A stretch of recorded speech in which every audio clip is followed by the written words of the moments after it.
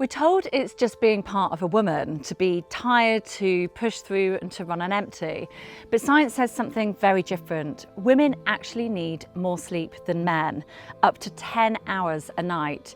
Yet most of us are only getting around 6 or 7. In this episode, in collaboration with Ancient and Brave, I'm speaking to 2 leading nutrition experts to uncover what's really behind the sleep crisis.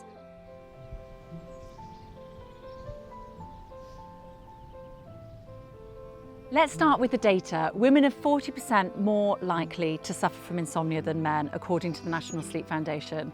And studies from UCLA also show women report more difficulty in staying asleep and experiencing lighter, more fragmented sleep. I want to find out why.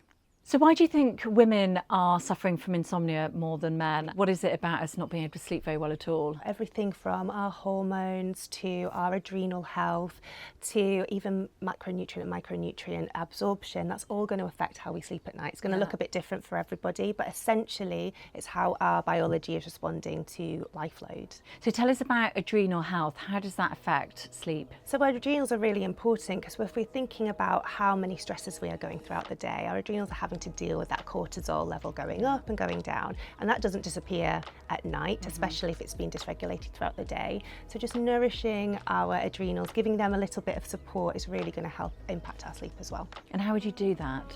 Well, in terms of nutrition, which is always where I start, it would be giving them right nutrients for our adrenals. Adrenals love vitamin C, for example, but also that time and rest and that regulation to tell your body, I am safe, it's okay. And that can't just happen on a spa day, it has to happen at micro doses throughout the day. I am Dr. Jenna Macciochi and I am the Director of Science and Innovation at Ancient and Brave. So Jenna, our sleep changes through puberty, perimenopause, menopause, pregnancy, all life stages. So our hormones like estrogen and progesterone really can affect our sleep. Yes. Can you go into a bit more detail about that? Yeah, of course. And this is something maybe people have noticed. Their sleep might change across even their cycle.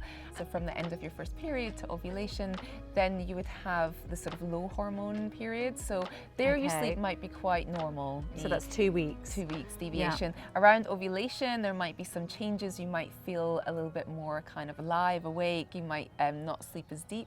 And again, everyone's experience will be slightly subjective. But after ovulation, you get this rising progesterone, which is when you might feel you need more sleep than normal. I know I certainly do. Yeah. You might feel that you're sleeping really deep.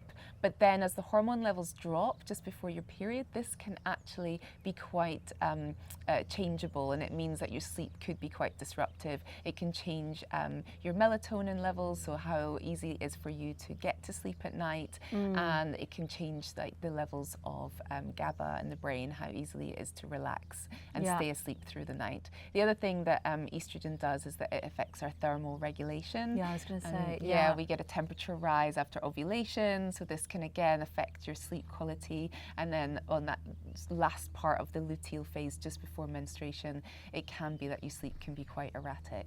Right, interesting. Okay, that explains a lot. And can you tell me about the 4 a.m. wake up? Like, why do people wake up around 3 or 4 and not able to get back to sleep? I think there could be a lot of things going on.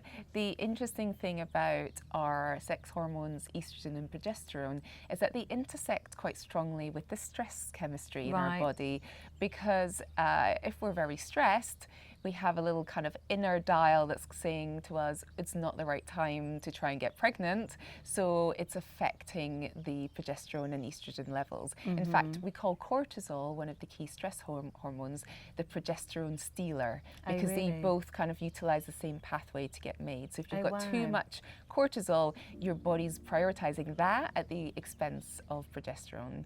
And cortisol itself is very sort of wakeful because it's, you know, you're on red alert because you're stressed. And that means you might develop a bit of sort of hypervigilance where you're easily woken in the night.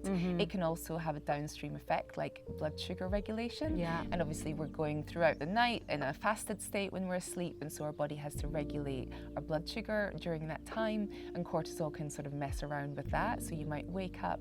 It can also have an impact on things like our bladder, and then, you know, you're waking to go to the bathroom and then you can't get back to sleep because your mind is suddenly, you know, thinking of all those things that you've been worried about. I think what we do during the night really starts with what we do during the day. So obviously making sure that we're fueling ourselves properly, we're eating the right things across the day, so that we're going to bed not already hungry, or you know, making sure we have something with protein in the evening, which is satiating, and also, you know, can help provide things like tryptophan, which is really important for melatonin production, which is the sleepy hormone. So it's not just about biology, it's about what we carry as well. It's about the mental load. We're always organising, we're working, we're multitasking.